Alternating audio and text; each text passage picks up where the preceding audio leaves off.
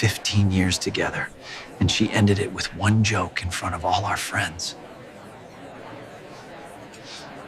I never imagined a single sentence, tossed out as a joke, could unravel 15 years of a life we'd built together. But that was before a warm June evening when my wife, Rachel, decided humor was more important than dignity. Our Seattle backyard was buzzing. Neighbors, friends, and coworkers milled around under soft string lights. I was doing what I always did, quietly tending the grill, making sure everyone was fed and comfortable. Rachel, the life of the party, floated between groups, wine glass in hand, her laughter spilling out behind her. Then she raised her voice above the chatter. "Who wants to swap husbands?" she called out. "Mine has zero ambition, but at least he's low maintenance." The world froze. Laughter died. Conversations stopped mid-sentence. 20 faces turned to look at me. I just kept turning the steaks on the grill, because stopping would have meant showing them how much her words hurt. "Nice joke," I said, trying to keep my voice calm. "Not really barbecue material, though." No one laughed. Then Grace, our newly divorced neighbor, spoke up. "I'd take him," she said lightly. "A peaceful man is a rare treasure." Her voice was gentle, not mocking, but I saw Rachel's face tighten immediately. I wiped my hands on a towel, set the tongs aside, and walked into the house without another word. Inside, I gripped the kitchen counter, anger and humiliation throbbing like a physical wound. This wasn't the first time. There had been 15 years of subtle digs and public jabs, but this one had gone too far. When the last guest finally left, Rachel stormed inside. "You embarrassed me," she snapped. "You humiliated me in front of everyone." I replied, my voice even. "You made our entire marriage a punchline." "It was a joke." "When did you get so sensitive?" I looked at her, really looked at her, and I realized this wasn't about a joke. This was about respect and the fact that she'd lost it for me somewhere along the way. And once respect is gone, love can't hide the emptiness anymore. That night, I slept in the guest room. By morning, my decision was made. I left before dawn. I spent the day driving around, revisiting old memories, the spot where I'd proposed, the restaurants where we celebrated milestones, just trying to understand how we drifted into this cold, distant version of ourselves. By evening, a heavy sense of clarity had settled over me. When I got home, Rachel was waiting, her eyes red, arms crossed. "Where were you? You just disappeared." I needed space. A vague text isn't a message. I was worried. I looked at her. Worried about me? Or worried about appearances? She flinched. "That told me everything." "We need to discuss last night," I said. "It was stupid." I apologized. "You didn't actually say the words," I reminded her. She hesitated for a moment. Then, finally, "I'm sorry. I didn't mean to hurt you." I nodded. "I believe you didn't mean to, but you did. And it revealed something we need to face." She swallowed hard. "What are you saying?" "I think we should separate." Her face crumbled. "You can't be serious 15 years, and you're throwing it all away for one joke." "It's not the joke," I told her. "It's what it exposed." I left that night and checked into a hotel.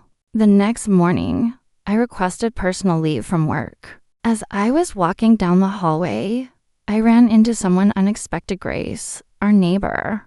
"Your wife came to my house looking for you," she said. I sighed.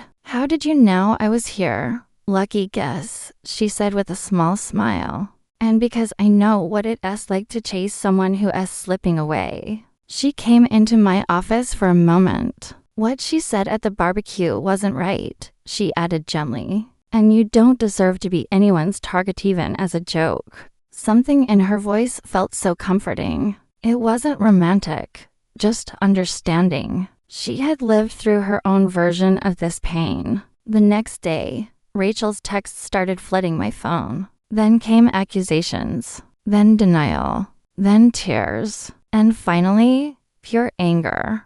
A week later, she escalated things. She even contacted my workplace, suggesting I was unstable and needed to be monitored. That was the final straw. I met with a lawyer. Rachel was shocked, furious, wounded, and defensive all at once, cycling through emotions like she was sprinting through them. "You're leaving me for her, aren't you?" she spat one evening, talking about Grace. "No," I said firmly. "I'm leaving because you stopped treating me like a partner." "You'll regret this," she hissed. "Maybe, but the alternative staying was a lifetime of small cuts that would eventually bleed me dry." The divorce dragged on for months. Rachel alternated between sobbing pleas and ruthless attacks. She contested everything, from the furniture to our joint accounts, as if winning on paper could somehow glue our broken marriage back together. I just focused on rebuilding myself. I moved into a small apartment downtown. I started running again. I reconnected with old friends Rachel had quietly pushed away over the years. And I spent evenings talking with Grace. We slowly built a friendship grounded in mutual respect and shared wounds. She never pushed. She never took advantage of my vulnerability. She never, ever treated me like a punchline. "You're finally becoming who you were always meant to be," she said to me one night. Maybe she was right. When Rachel finally realized she couldn't manipulate the outcome anymore, she tried a different tactic. We met for coffee. "I'll sign everything," she said calmly. "Just make a public post saying we simply grew apart. Not anything else." "You want me to rewrite history?" I said softly. "I want people to stop treating me like a monster." I shook my head. "I won't lie to make others comfortable. Not anymore." Her composure cracked. "You're going to regret this," but I didn't. A fundraiser Grace and I organized for local veterans unexpectedly went viral in our community. A reporter asked me for a quote, and I said, "Sometimes you meet people who bring out the best in you." The article ran with a photo of Grace and me standing together, smiling. 3 days later, the divorce was finalized. That night, Grace and I celebrated quietly with takeout and soft laughter. It felt peaceful. Easy. Real. But across town, Rachel posted a dramatic photo of herself crying, accusing me of moving on too fast, painting herself as the abandoned, heartbroken wife. Hundreds of people commented. I didn't reply to a single one. "Her story only has power if you give it power," Grace reminded me. And she was right. Months passed. Life opened up like sunlight breaking through the trees. I was promoted at work. Grace and I started looking at houses together. I even adopted a rescue dog. My world felt whole for the first time in a very long time. Then one evening, an email arrived from Rachel. It wasn't angry. It wasn't manipulative. It was just tired. "Perhaps we are both exactly where we're meant to be," she wrote. "I hope you are happy, truly."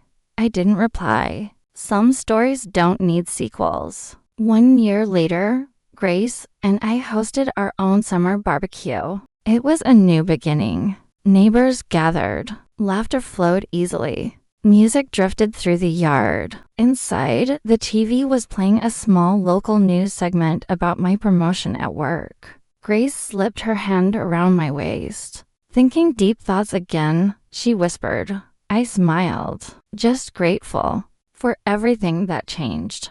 Across town, in a lonely apartment lit only by a flickering TV, Rachel watched the same segment. Her wine glass trembled in her hand, her eyes wet. "You can't joke respect back into existence," she whispered to the empty room.